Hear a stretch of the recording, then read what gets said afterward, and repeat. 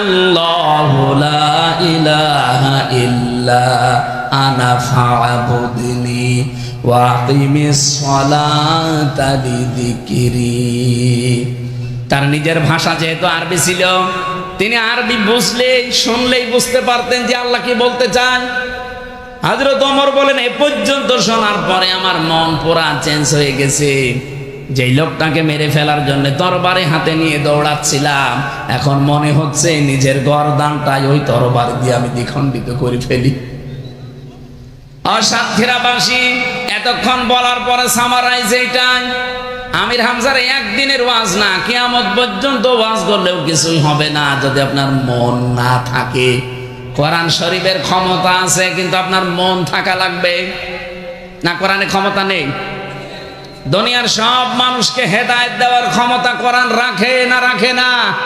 এই জন্যই তো আলিফ লাম দিয়ে নির্দিষ্ট করে দিয়েছেন হেদায়েতের একচ্ছত্র কিতাবে একটা। বলেন তো, এই পৃথিবীতে সূর্যের আলো সবাই পায়?